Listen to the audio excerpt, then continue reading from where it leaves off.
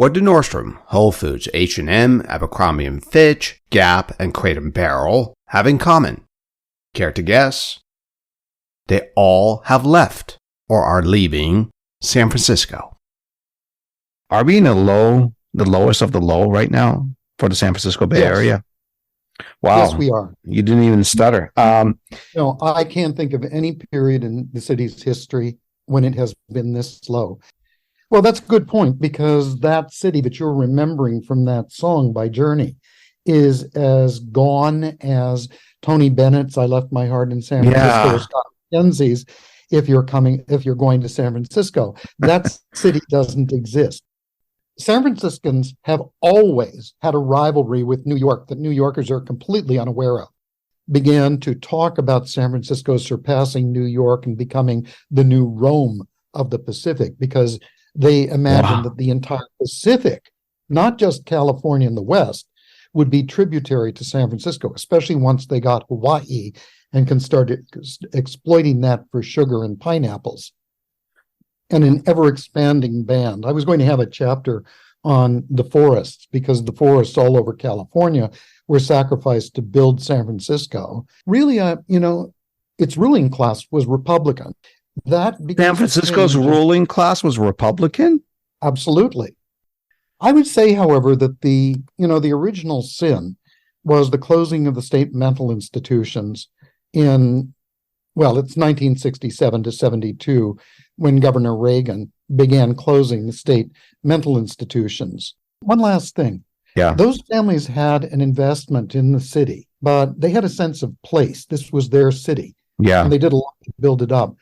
One of the big changes that's happened with tech is the tech bros who come up from Silicon Valley with their incredible wealth.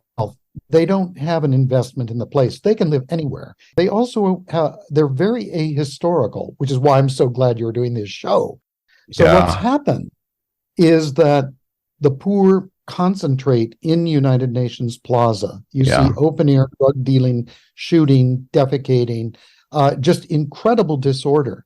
And it's an extraordinary rebuke of the idealism of Franklin and Eleanor Roosevelt and of the United Nations at that time, that it's come to this.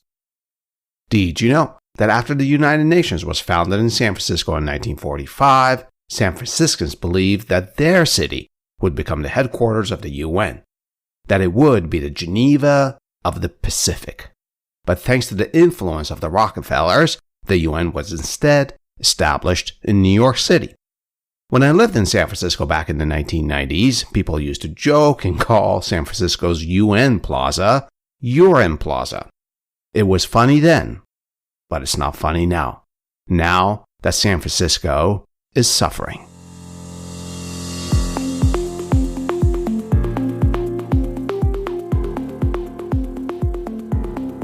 Hey there, news peelers. Today is June 23rd, 2023, and this is Adele, your host at the History Behind News podcast.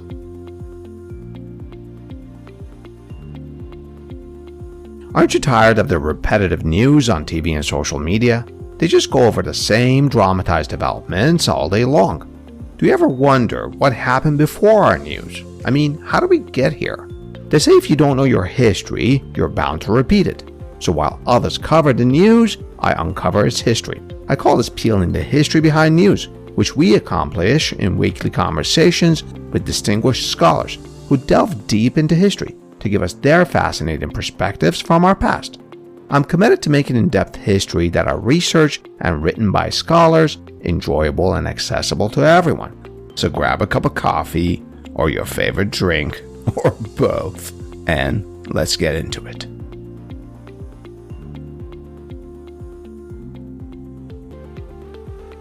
Last month, a New York Times article about San Francisco caught my attention, not just because I used to live there, but because it featured the picture of a car in San Francisco that displayed the following note on its window. Quote, "Nothing inside car or trunk," unquote. Sadly, this is very similar to the warning signs that I saw in San Francisco less than 2 years ago when I took my family up there on vacation. For the artwork of this episode, I've added one picture that I took back then. The picture is not exactly Ansel Adams quality.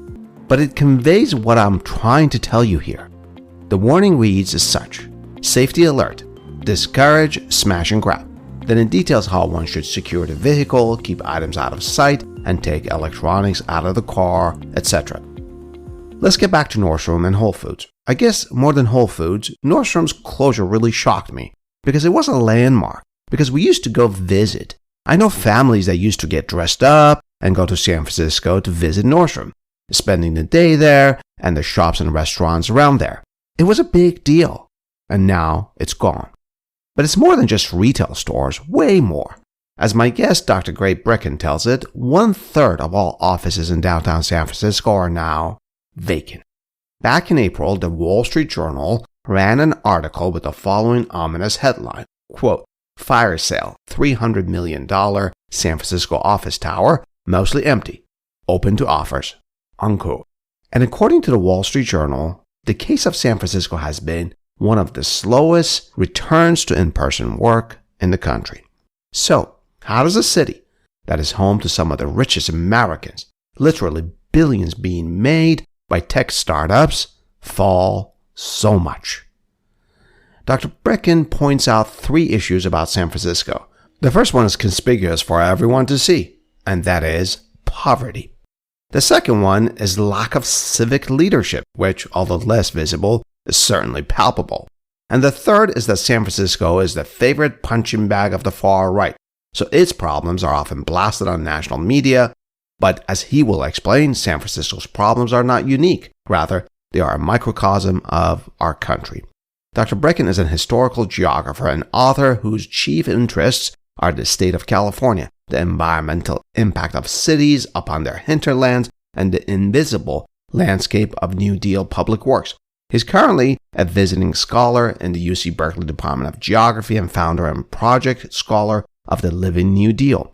Dr. Brechin is a San Francisco Bay Area local, and in the 1980s worked as a journalist and TV producer in San Francisco. He's the author of Imperial San Francisco, Urban Power, Earthly Ruin, a book that we discuss in this episode. To learn more about Dr. Brechin, you can visit his homepage, the link for which is provided in the detailed caption of this episode, where I've also dropped a link for the Living New Deal, his project. So, stay with me as Dr. Brechin and I peel the history behind this news.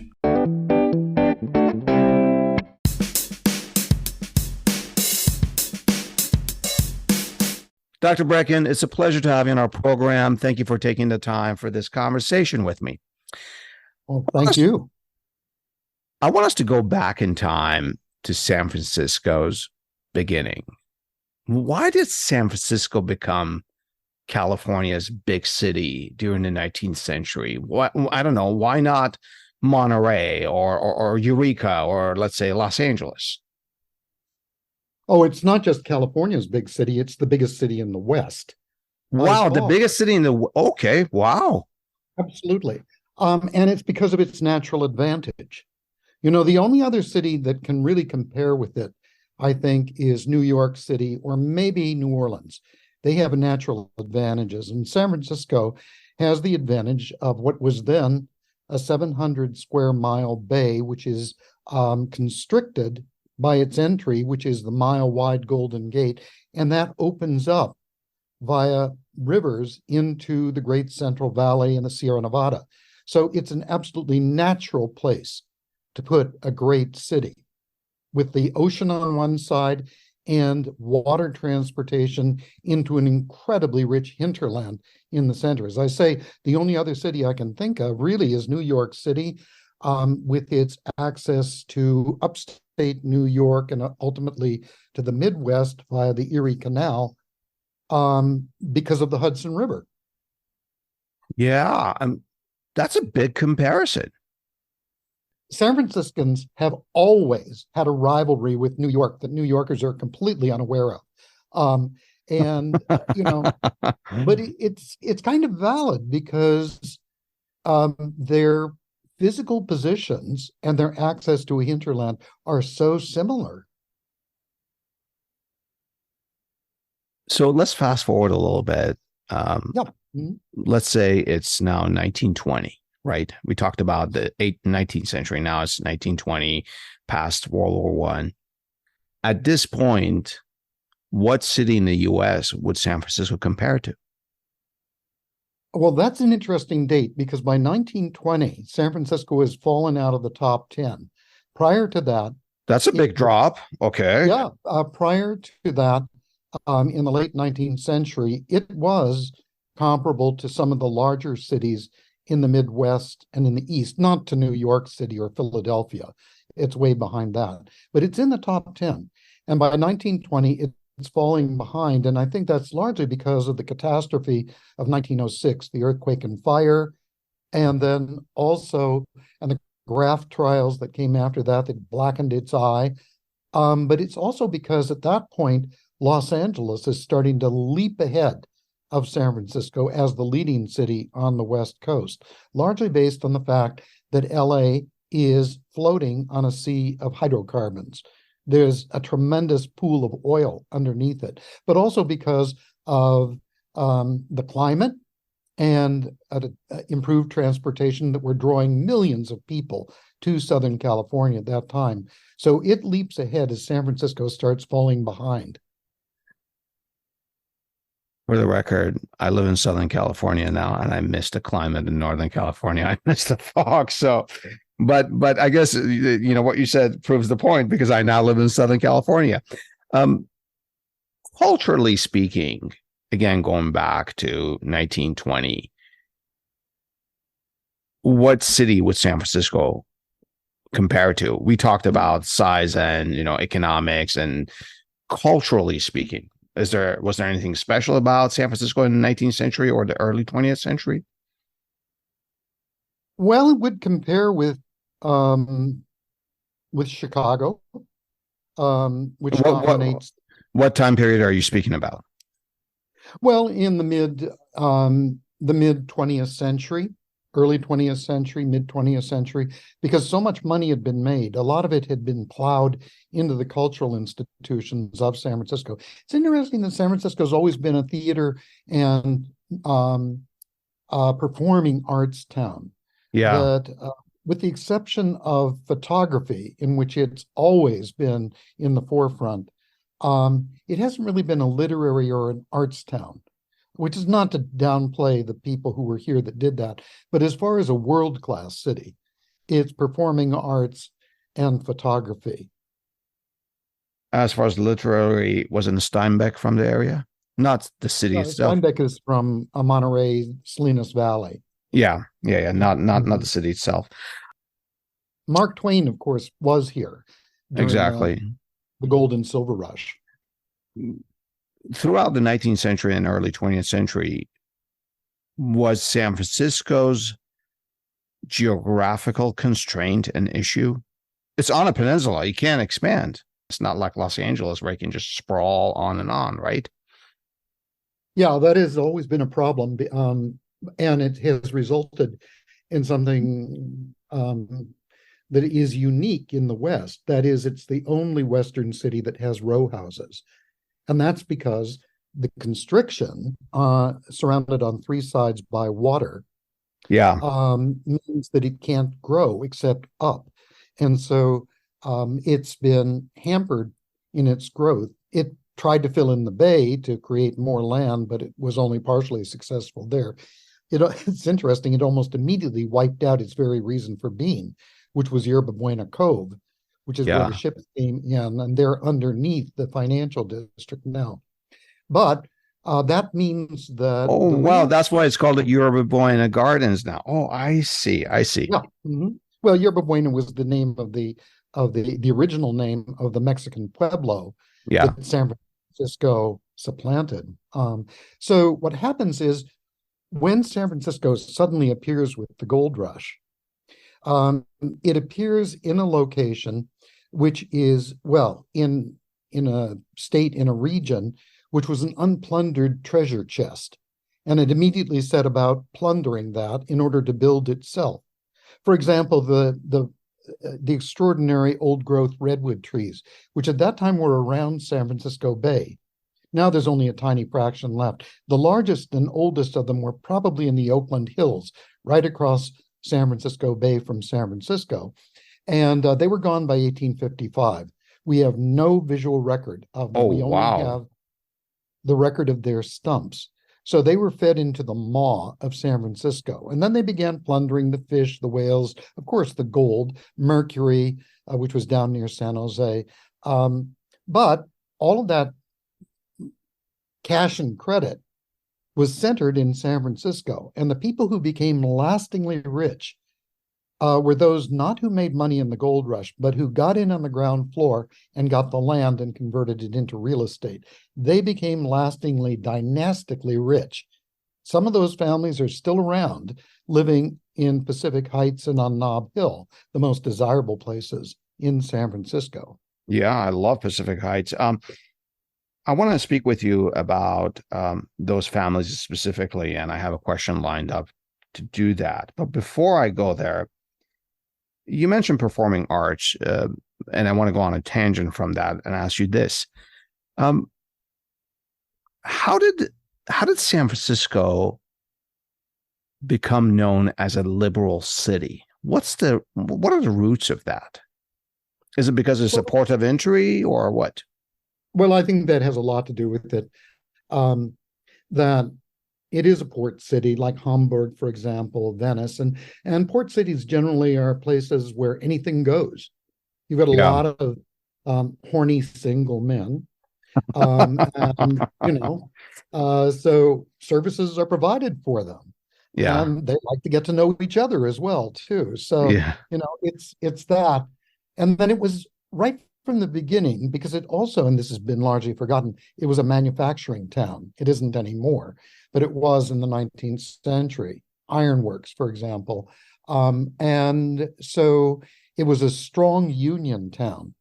And although the unions tended to be quite racist, at the same point, they were quite progressive. And so San Francisco is a strong union town, whereas Los Angeles is not. Los Angeles tends to be, because of the Los Angeles Times, an open shop town. So you have that combination. Although really, its ruling class was Republican. San Francisco's ruling class was Republican? Absolutely. Oh, wow. Okay. Yeah, Wow. no. I mean, San Francisco was a moderately Republican town up until the 60s and the 70s, when you started getting this influx of hippies and gays and the politics then changes drastically and becomes what people now think of San Francisco as being the progressive city that it is today. But that's relatively recent. I want to just clarify something. The gold rush in San Francisco happened in the late 1840s?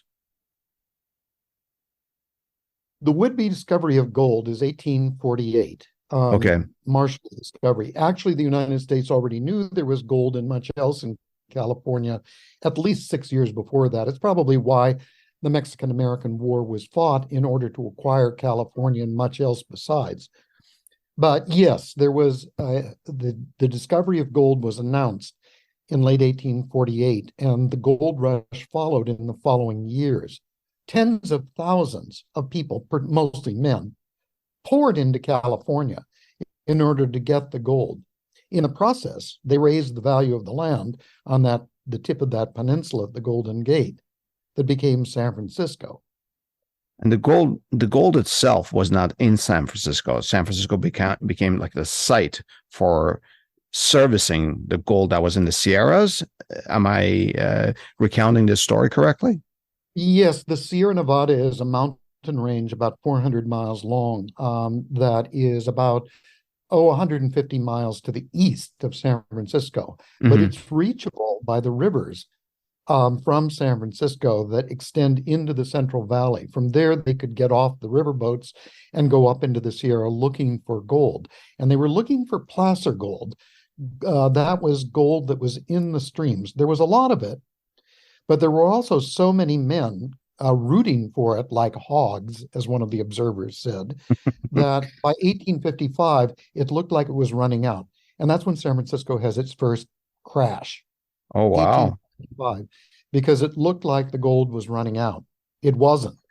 You just had to push technology to get the gold that wasn't easily available in the riverbeds. You had to work harder, so to speak, dig deeper. You certainly did. Let's take a break here. We'll be right back to talk about San Francisco's highs and lows. We hope you are enjoying this podcast. And if you are, then why not treat us to a cup of coffee? That's right. For the price of a cup of coffee, you too can become a monthly supporter of the History Behind News podcast. We rely on your support to continue this program, to continue peeling the history behind our news. Supporting us is easy. Just click the support link in the detailed caption of this episode. And while you're there, check out the information about our guests and other attributions and links. And thank you.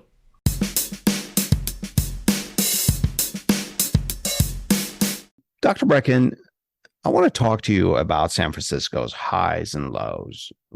Let's start with the highs. When would you say was or is San Francisco's golden age? Well, I would say it was the Silver Age, actually, because people paid too much attention to the gold rush. And it was running out, it looked like it was running out by 1855. So there's a crash. In 1859, news comes across from the other side of the Sierra that silver has been discovered in what becomes known as the Comstock Lode under Nevada's Virginia City. And an enormous amount of gold, but particularly silver, came out of that. That's why Nevada is called the Silver State. But that silver and gold flowed down to San Francisco and largely built the city in the late 19th century. In order to exploit it, because it was a very difficult deposit to exploit, the San Francisco Mining Exchange was set up in 1862. And it becomes, some people have called it the first modern mining exchange because it persuaded small investors to put their money into the stock market in the hopes of making a big win. Very few of them did. But what it really did was to fertilize the soil and draw more people to San Francisco. So that's the silver period. Okay. There are several depressions that followed that because the silver began running out in 1878.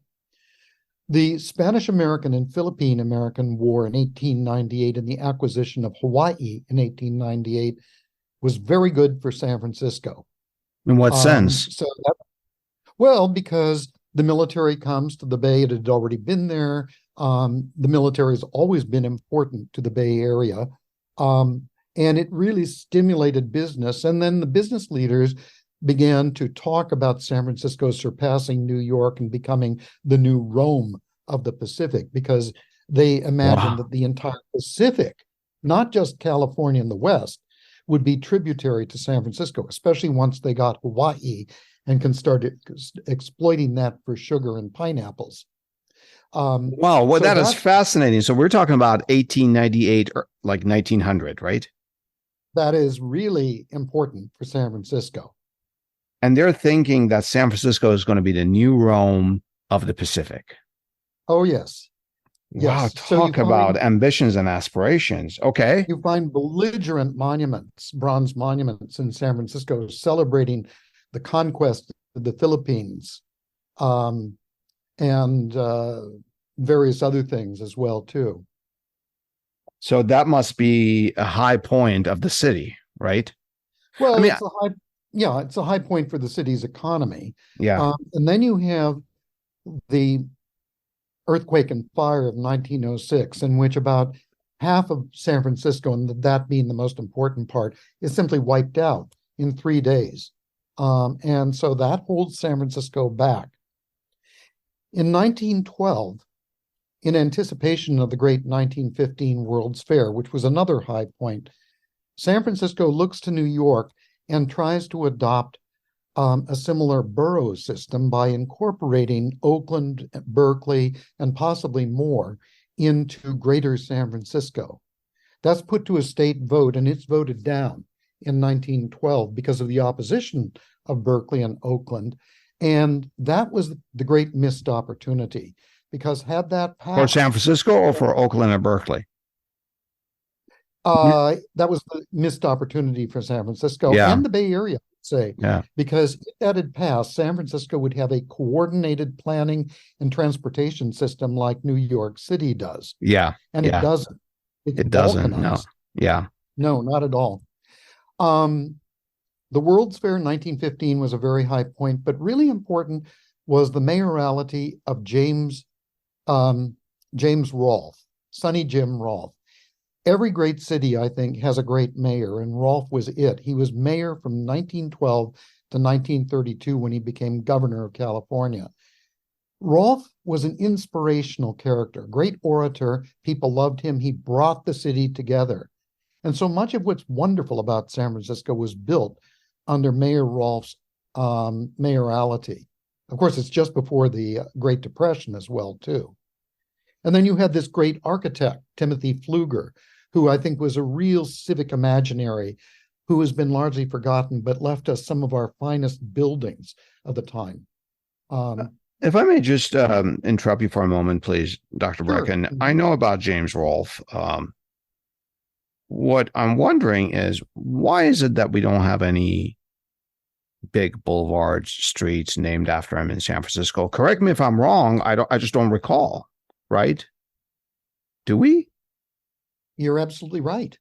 And I wonder why. Yeah. Well, San Francisco forgets its history. I mean, it's very selective in its memory.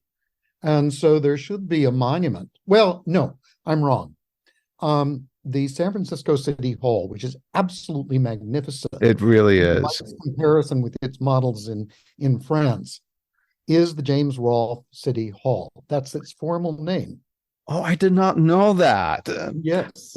For our audience, when Mayor Brown was sort of retrofitting the San Francisco City Hall, what did they call it? Taj Willie?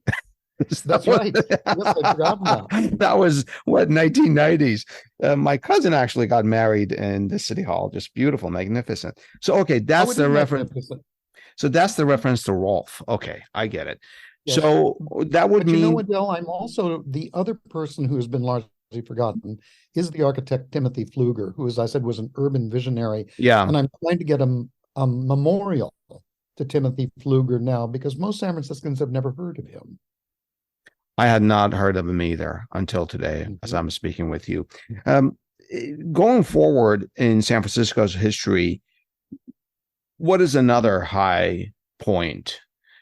Is it after World War II, where all the military installations are there? Is it, I don't know, when Silicon Valley comes to town just south of the city? When is it? Do we have other high points? Well, I think World War II was very good for the city's economy, as was the Spanish-American War. And then the founding of the United Nations in San Francisco in 1945 momentarily made San Franciscans believe that it was going to be the UN headquarters, that it would be a kind of Geneva of the Pacific. That didn't happen because the Rockefellers pulled the UN back to Manhattan, where they wanted it to be. But there was great prosperity in the post-war period, which many people look back to with great nostalgia. The late 70s was a very dark period because you have the arrival of AIDS, which devastated so much of the city's population, and the assassination of Mayor Moscone and Supervisor Milk. That was a really dark period in San Francisco's history. Yeah. Then in the 80s, major businesses begin to pull out. The headquarters begin to pull out or be swallowed up by large companies. You have up until that time, you'd had family-run department stores, and the owners of those department stores were civic leaders. They disappeared. The law firms start disappearing. The big banks like Bank of America and Wells Fargo, they move out, although Wells Fargo's only recently moved out. And that's not looking good until Silicon Valley comes to town and actually consumes and subsumes San Francisco. And that looked really good for a while because San Francisco was a center of innovation. Yeah. Until it wasn't anymore. And that's happened in the last few years, especially with the arrival of COVID. I laughed when you said that looked good for a while because I think I know where you're going. Are we, I'm just going to go to it. Are we in the lowest of the low right now for the San Francisco Bay Yes. Area? Wow. Yes, we are. You didn't even stutter. No, I can't think of any period in the city's history when it has been this low. But I want to say that, San Francisco is a favored punching bag for the far right because of its liberal politics. Yeah. But its problems are to a large extent a microcosm of those of the United States. I want to stress that. Much of what's happening. How so? Well, one thing that the technology in Silicon Valley did for San Francisco was jack up the price of real estate to astronomical levels. Because the people who had made these gigantic fortunes in technology in Silicon Valley, they didn't want to live there. It's the big snooze. They wanted all that a big city had to offer, and the nearest one was San Francisco. So they moved up, bought up a great deal of the real estate, making it impossible for the middle class to live there and pushing down the poor often onto the streets, which is, such a big problem now. Much of this has to do with, the enormous wealth that flooded San Francisco, which looked good to some. To me, it looked terrible. It was obscene because you had obscene levels of wealth and consumption, and equally obscene, perhaps even greater obscene, poverty. And that's what's causing so much trouble in San Francisco now, is the drug addiction and the poverty that's so visible on the street. Now, the wealthy thought that they could escape it by living in safe neighborhoods like Pacific Heights or areas south of Market. But the recent stabbing of the tech mogul Bob Lee south of Market, and then the break-in and bludgeoning of Nancy Pelosi's husband in the heart of Pacific Heights has shown that that's not true. And so the wealthy are finding that, in fact, this disparity of wealth, for which they are so largely responsible, they can't escape it themselves because there's this breakdown of civic order. And again, I want to stress that this is happening all over the country. It's just that San Francisco is a punching bag and people are looking to it, but this is happening in all other cities around the country. Along with poverty. Let's parse this apart a little bit. Sure. First of all, when I asked you whether or not this is the lowest of the low for San Francisco, you categorically stated yes. So let's define what low means. And I think you already had 2 points. Homelessness, which goes hand in hand with poverty. Anything else? What is the definition of low? Well, a city thrives on viable businesses, hotels that can be filled for the tourist trade, for example, large law firms, banks, and then retail, the department stores, etc. They're all pulling out. So lack of viable employers. Yes. And property class that would have an interest in further gentrifying. Well, gentrifying, that's a wrong thing to talk about. But keeping the city up, right? Yes. And a third of the offices in the financial district today are vacant. A third? A third. You walk down Montgomery Street, the so-called Wall Street of the West, and you look up into these buildings in midday and you don't see many lights on them. Well, they're vacant. A lot of them are just vacant. But then what you see, a downtown is an ecosystem, and those office workers supported the people, the shops, the restaurants. Yeah. Many of those are closing. So what you see is boarded up storefronts and offices or restaurants or so. They're pulling out. Now, in the last year or so, the big department stores have started pulling out. The stores around Union Square, like Nordstrom. Nordstrom, Oh, a number of the stores. I mean, I don't know how much longer Macy's can hold on. Oh, come on. Um, Macy's is like a landmark over there. I mean, if Macy's leaves Union Square with the restaurant on top, I forget what the restaurant is, Cheesecake Factory on top of the view and the balcony. oh, That's this just a Neiman disaster. Marcus. I think they've gone already. Okay. They've gone already. Oh boy. Um, I may be wrong about that. But you identified homelessness / poverty, and then the exodus of viable businesses, large and small. You didn't yet identify crime as one of the definitions of low. no, it's all linked together. The statistics show that violent crime is actually dropping, but that's not the perception of people in San Francisco and elsewhere outside of the city.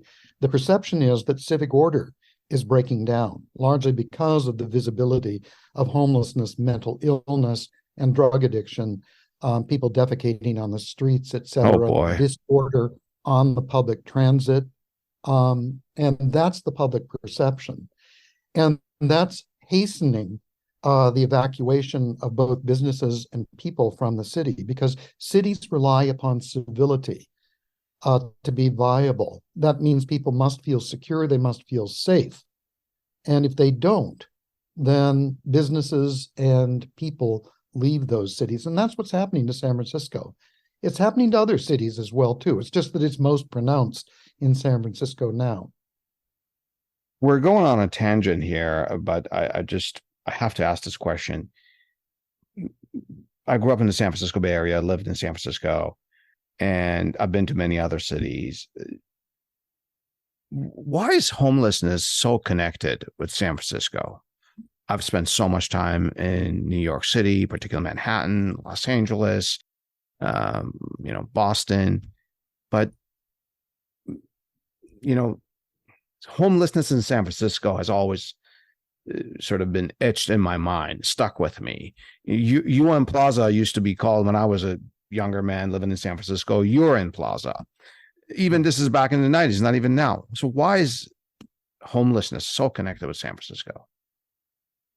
Well, because again, San Francisco is a punching bag, because all other cities are having huge homeless crises now too. Los Angeles has the largest homeless population in the United States. Which is funny, you don't hear as much about LA as you do about San Francisco.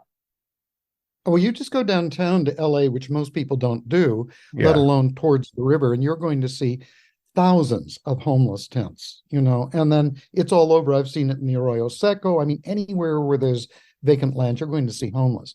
In San Francisco, it's just visible because San Francisco is a much more dense city, but it has to do with the price of land that, and the cost of rents that so few people can afford in San Francisco. So it pushes people out onto the streets. I would say, however, that the original sin was the closing of the state mental institutions it's 1967 to 72, when Governor Reagan began closing the state mental institutions.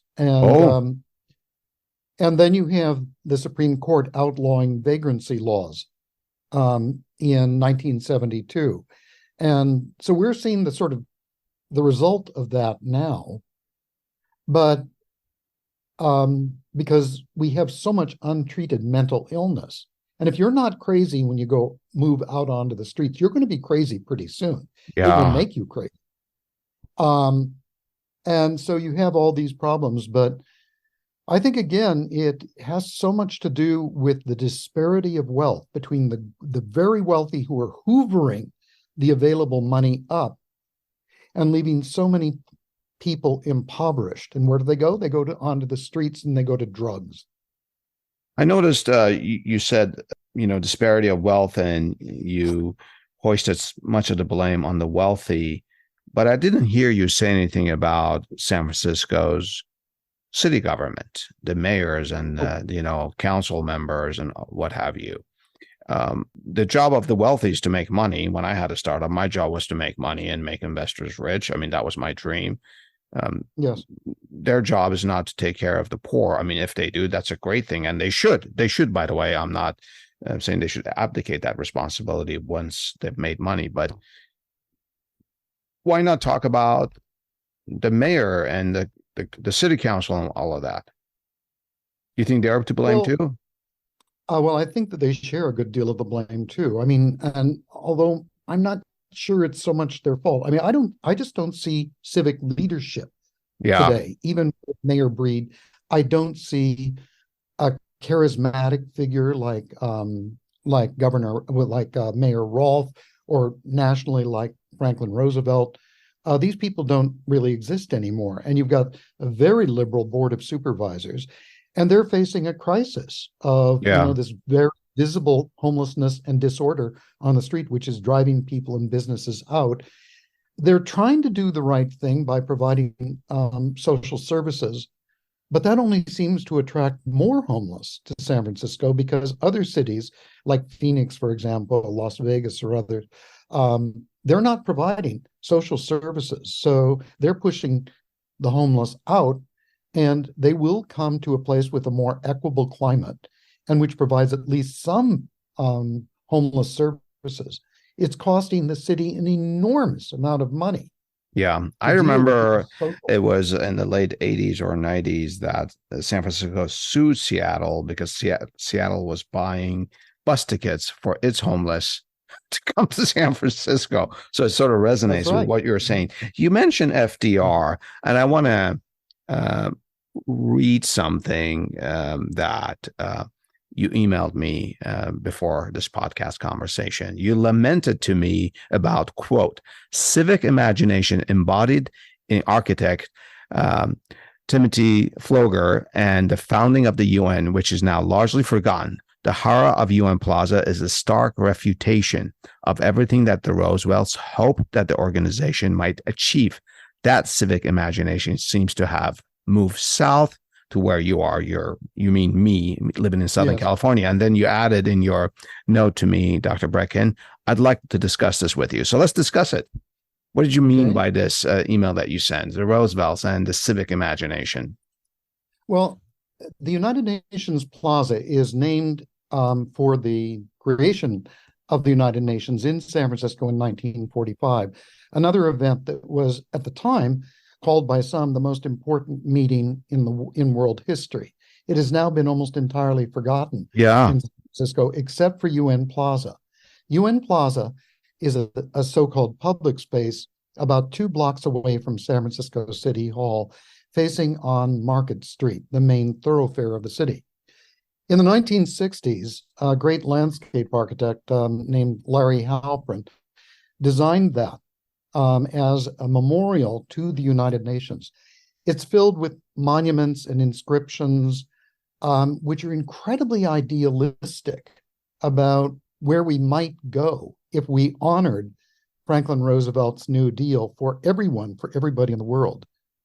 In particular, Roosevelt said in 1941 in his State of the Union address that in addition to the 2 freedoms in the First Amendment, freedom of religion and freedom of speech, should now be added freedom from fear and freedom from want. And freedom from fear was based foundationally on freedom from want.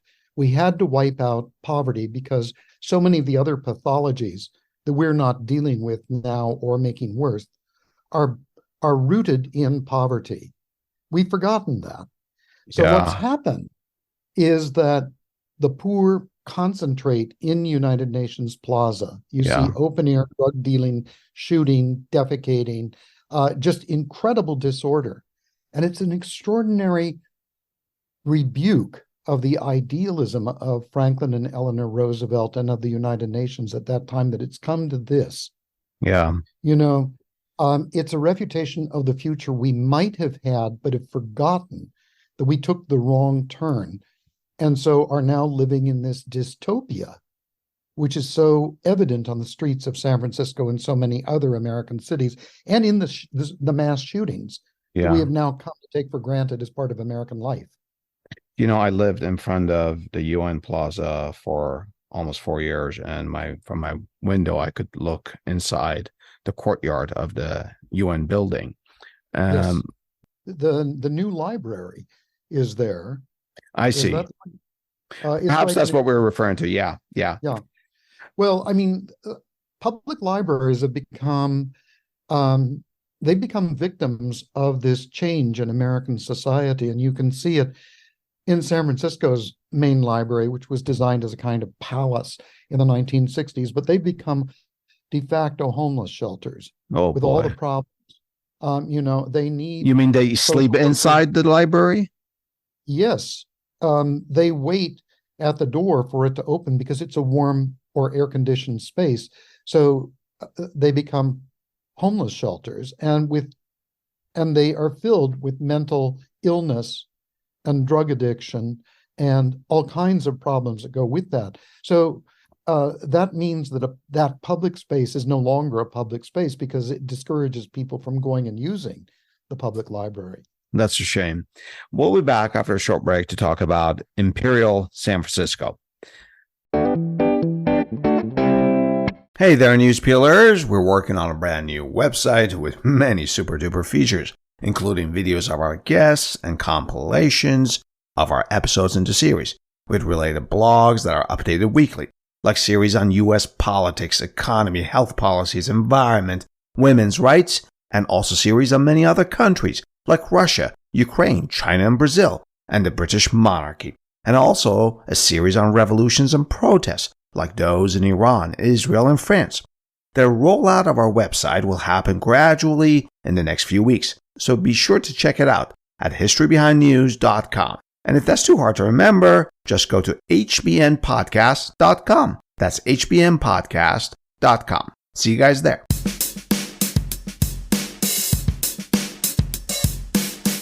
Dr. Brechin, let's talk about your book, which is titled Imperial San Francisco, Urban Power, Earthly Ruin. Why do you say imperial? Oh, because all great cities are imperial.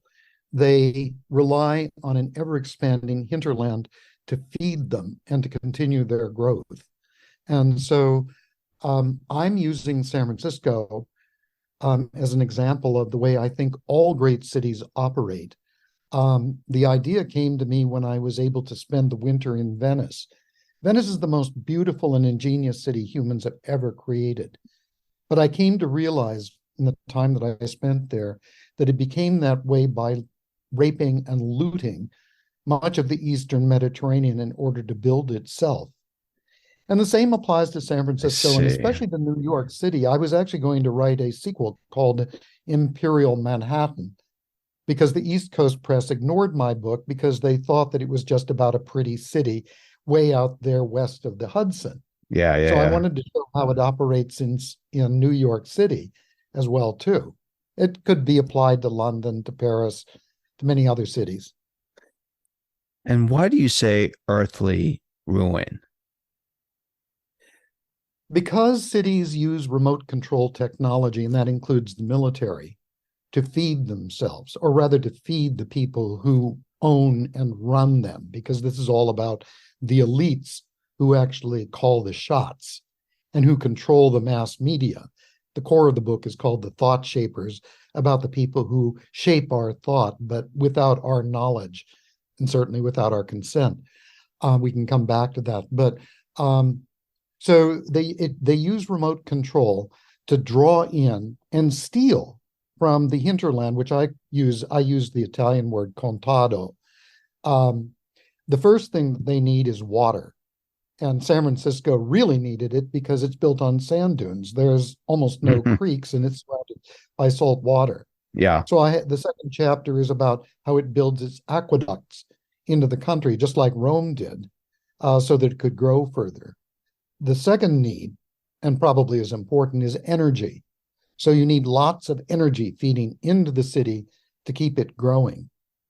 At that time, it was wood, poor coal, etc., and then it becomes electricity. And a lot of this technology grows out of mining, which has been so important to San Francisco, and then is transferred to the rest of the world. Much of Silicon Valley's technologies is actually rooted in innovations in the mining industry in the 19th century. So when you say earthly ruin, what you're referring to is that essentially San Francisco is plundering natural resources from the areas around it? Yes. And an ever expanding band. I was going to have a chapter on the forests, because the forests all over California were sacrificed to build San Francisco, and railroads all around the Pacific Basin, because the redwood is so good that it's used for all sorts of things like pipes, for example, and railroad ties, et cetera, but is mainly used for building. And so those are the first to go, the redwood trees around the Bay Area, and then the forests of the Sierra Nevada. But then fish, whales, everything is pulled into the maw of the growing city. I use the metaphor of the maelstrom from Edgar Allan Poe's wonderful short story, The Descent into the Maelstrom, about how it pulls bears and wolves and trees and everything in and just absorbs it and spits them up wasted or corpses, and that's what cities do. They have a metabolism.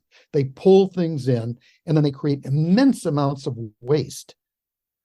But most people are not aware of that. As the city grows, it becomes more dependent on a growing hinterland, or contado, but the people become less and less aware of their dependence. They just want it. And of the waste, it's really a question of out of sight, out of mind.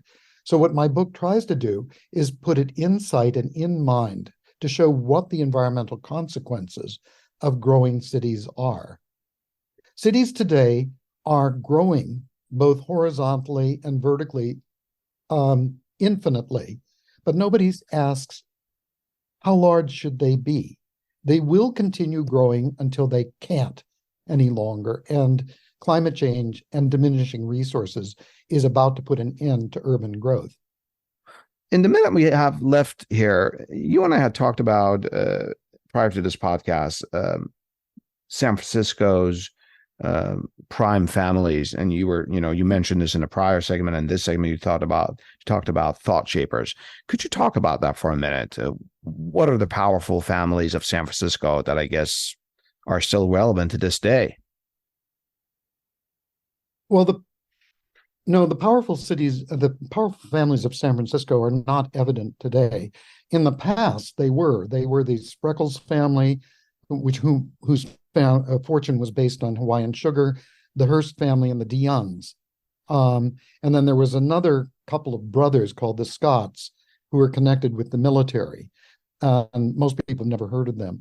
Anyway, these families owned the major news outlets, the Call, the Examiner, and the Chronicle. And they shaped the minds of the people within the city. What I do in my chapters in the Thought Shapers is to show what's in it for them. What else did they own? How did they use their control of mass media to benefit themselves? And that includes raising the value of the real estate that they owned that people didn't know that they owned. To some extent, they still do. The Hearst, for example, own land south of Market Street that's being developed now with high-rises. But most people don't know about these families, although at that time, somebody like William Randolph Hearst was very flamboyant. People, they knew about them. Today, most people couldn't name those who control the mass media and control their minds, except maybe for Rupert Murdoch. But otherwise, they've become largely invisible, and that's the way they want it. There's another interesting thing too, Adele, that it's very important to know who owns the land, because those people have the clout at City Hall.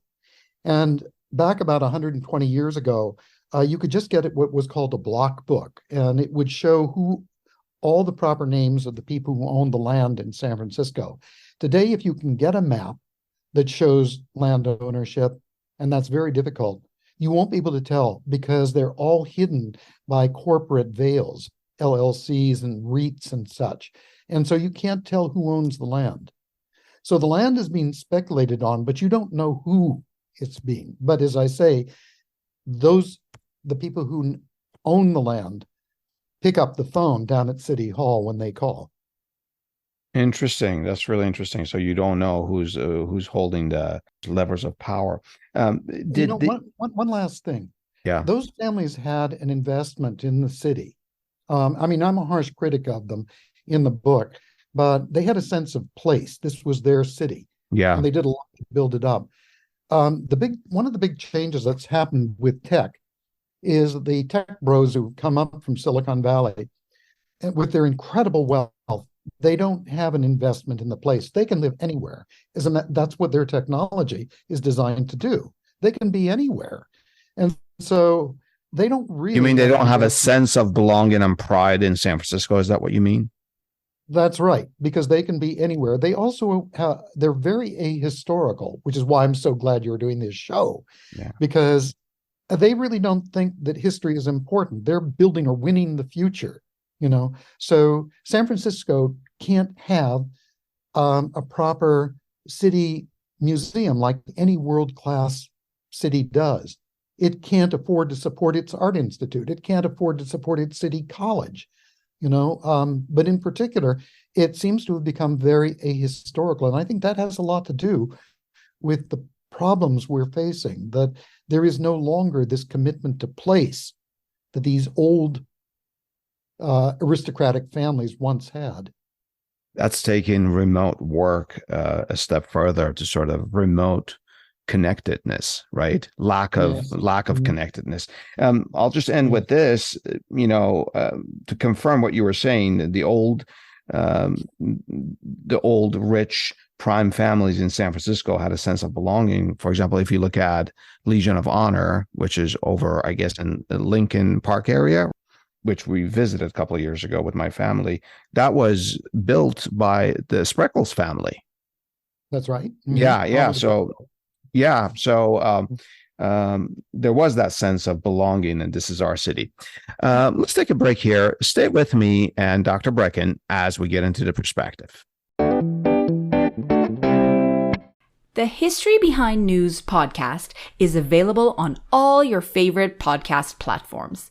Of course, we love your reviews and ratings of our podcast, especially on Apple and Spotify. And remember, don't keep us to yourself. Tell a friend about the History Behind News podcast.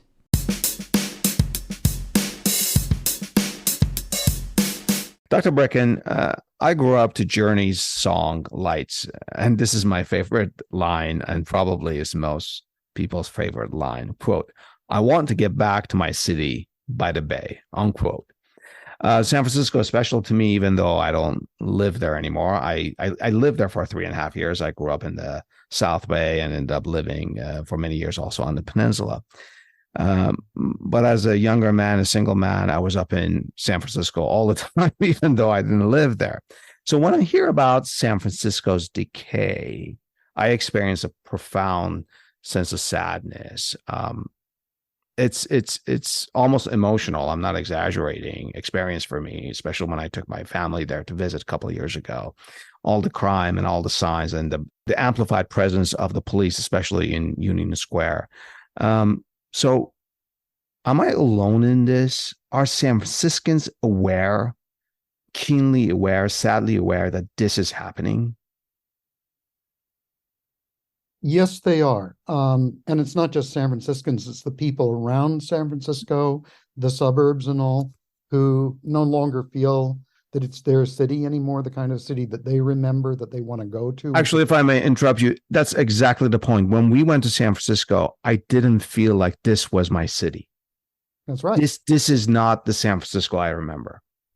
Well, that's a good point, because that city that you're remembering from that song by Journey is as gone as Tony Bennett's "I Left My Heart in San Francisco," or Scott McKenzie's if you're going to San Francisco. That city doesn't exist. Or, Alfred Hitchcock's Vertigo.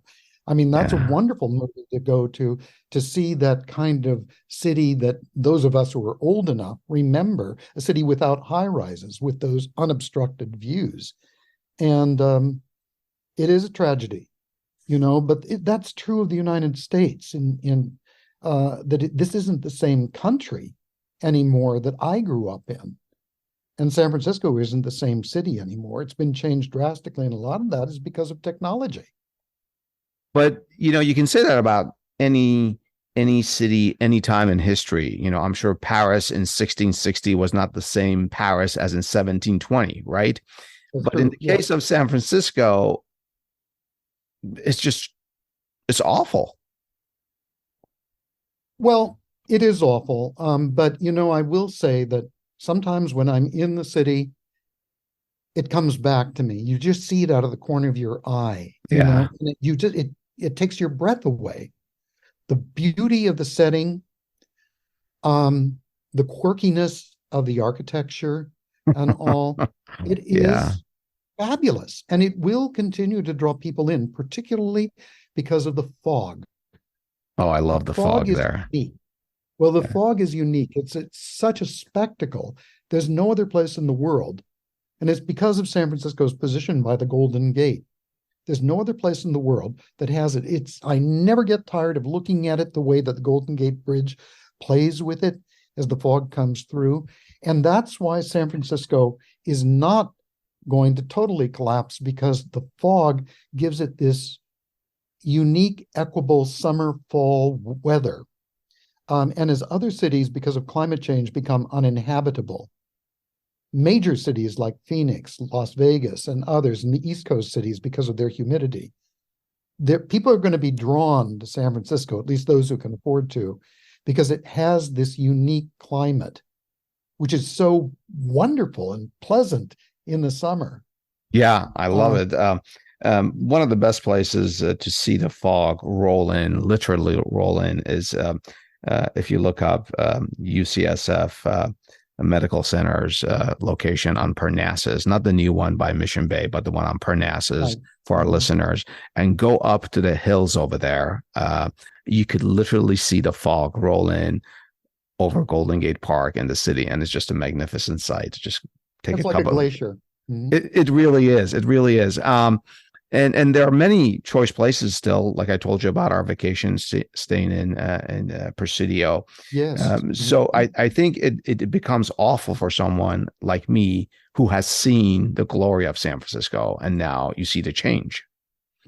But I think for a tourist, there's still a lot to go see and visit. Which takes me I'm old enough. to, I'm 75. I'm old enough to remember the glory that was the Santa Clara Valley before it became Silicon Valley. And that breaks my heart. Well, yeah. I remember. Yeah, I have a lot of comments. I grew up in Cupertino, in the South Bay, and there's a lot of nice memories from those days. Does San Francisco have a future? A golden one? That's difficult to say, because the great imponderable is, what is a big earthquake going to do to it? And because I think You mean there's earthquake in a literal sense? This is not a metaphor for something else. You mean? yes, Okay. San Francisco is placed between two major earthquake faults. The one to the east, the Hayward Fault that goes through Berkeley and Oakland, hasn't had a major earthquake in, I think, about 140 years. It's overdue. So we don't know what's going to happen. And San Francisco is still a uniquely flammable city. Most of it is made out of wood. So that's the imponderable. But the other thing is, I really don't know. But I would say that because of its unique climate and the fog and the physical beauty of its surroundings, I think it does have a future. I think people will always want to be in San Francisco unless civic order collapses altogether. It sometimes seems that way. But what we need is charismatic leadership like we once had with Sonny Jim Rolfe and with Franklin Roosevelt, whose whole message was, we're all in this together, not there is no such thing as society and you're on your own. Yeah. So that's what we need. If you want our audience to remember just one point about San Francisco after everything we've talked about, what would it be? It's a fascinating city, and by studying it, you can actually learn about all other cities as well, too. That's why I wrote my book. But the question I guess I would ask people to ask themselves is, why are so many people, not just in San Francisco, but in America now, so addicted to drugs and alcohol? Why is there so much mental illness? This question just doesn't get asked. Is this the happiest country or city in the world? Well, by all indications, it's not. There's something desperately wrong. And so we have to ask, why are people trying to escape reality? Not just with drugs, but with sports, by spectacular entertainment and such. We have to ask why that is. And I think a great deal of it has to do with this phenomenal disparity of wealth, which we've come to take for granted as just wallpaper around us. It's not. By studying the New Deal, as I do, you can see we didn't have to take this course. We went off course, and we're now living in a kind of dystopia. But why did that happen? And that's why I'm so grateful to your show for asking or allowing me to ask questions like this.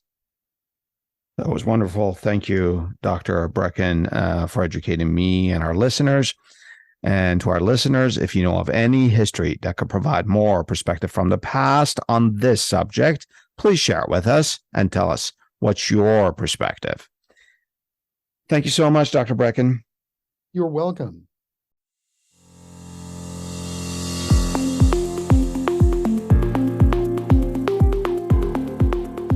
The opinions and statements of our guests are their own. We neither agree nor disagree with them. We're only interested in the perspective they provide through history. At History Behind News, we're honored that our guests share their expertise with us, most of which are based on years of scholarship and research, and we provide links to their projects and publications for your benefit to review them if you wish. Otherwise, we're not affiliated with our guests. We just think they teach us pretty cool history, the history behind our news. Also, unless we explicitly inform you, we're not affiliated with any institutions, including Amazon, for which book links are shared here from time to time for your convenience.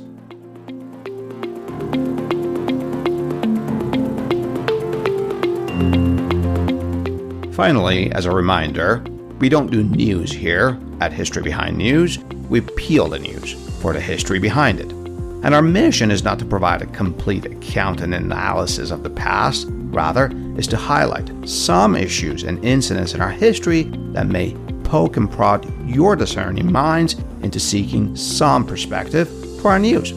And if you disagree with our take on history, well then, it means we've succeeded in getting you to think about the history behind news. And of course, share your thoughts with me by leaving your comments on Twitter or sending an email to adele@historybehindnews.com. I love to hear from you. I love to learn from you.